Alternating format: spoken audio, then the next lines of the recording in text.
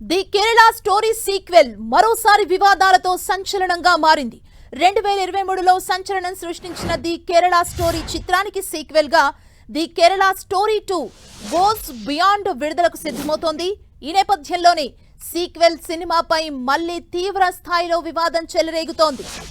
February 17న the Kerala story 2 trailer విడుదలై పెద్ద దుమారమే రేపింది. ట్రైలర్లో పలు వివాదాస్పద డైలాగులపై ఓ వర్గం వాళ్ళు అభ్యంతరాలు చెబుతున్నారు. ముఖ్యంగా ట్రైలర్ ప్రారంభంలోనే రాబోయే 25 ఏళ్లలో భారత్ ఇస్లామిక్ రాజ్యంగా మారుతుందన్న డైలాగ్ ఉంది.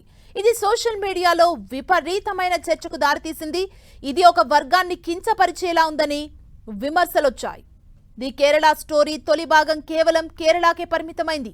ఈ సీక్వెల్ ఆ పరిధిని పెంచారు.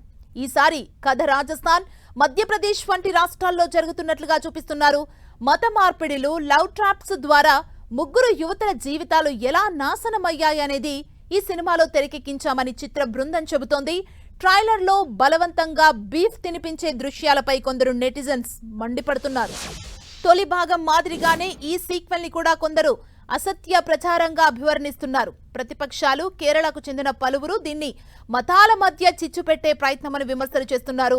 మరోవైపు మేకర్స్ మాత్రం ఇది సమాజంలో ఉన్న చీకటి కోణాలు, చేదు నిజాలను మాత్రమే చూపిస్తుందని సమర్థించుకుంటున్నారు. ఈ నెల 27న ది కేరళ స్టోరీ 2 థియేటర్స్ లో రిలీజ్ కి సిద్ధమైంది. కామాఖ్య నారాయణ్ సింగ్ దర్శకత్వంలో వస్తున్న ఈ సీక్వెల్ మూవీలో ఉల్కా గుప్తా, అతిథి భాటియా, ఐశ్వర్య ఓజా ప్రధాన పాత్రల్లో నటిస్తున్నారు. ఓవైపు వివాదాలు చుట్టుముడుతున్న సినిమా టీం మాత్రం ప్రచార కార్యక్రమాల్లో బిజీగా ఉన్నారు. వివాదాల నేపథ్యంలో ఈ సినిమా ప్రదర్శనకు కొన్ని రాష్ట్రాల్లో భద్రతాపరమైన చర్యలు తీసుకునే అవకాశం ఉంది.